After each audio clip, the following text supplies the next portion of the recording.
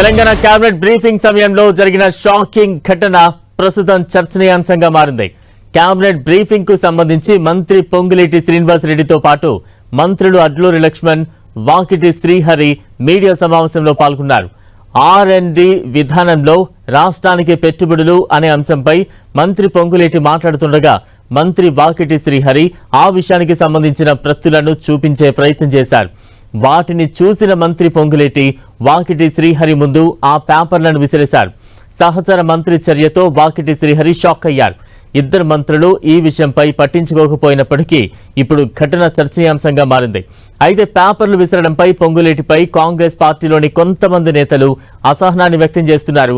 సహచర మంత్రిపై శ్రీనివాస్ రెడ్డి వ్యవహరించిన తీరు సరిగా లేదనే అభిప్రాయం వ్యక్తమవుతోంది. దీనిపైన మంత్రి పొంగులేటి ఎలా స్పందిస్తారో చూడాలి. గౌరవ ముఖ్యమంత్రి గారు అసెంబ్లీలో కూడా గౌరవ ముఖ్యమంత్రి గారు అసెంబ్లీలో కూడా గౌరవ ముఖ్యమంత్రి గారు అసెంబ్లీలో కూడా గౌరవ ముఖ్యమంత్రి గారు జనవరి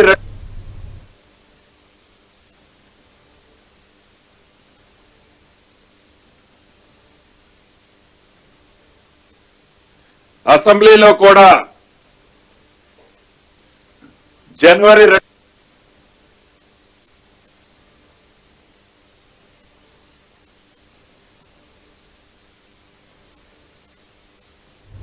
అసెంబ్లీలో కూడా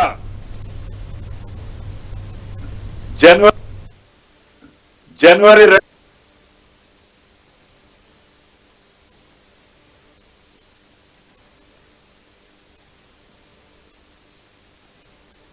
అసెంబ్లీలో కూడా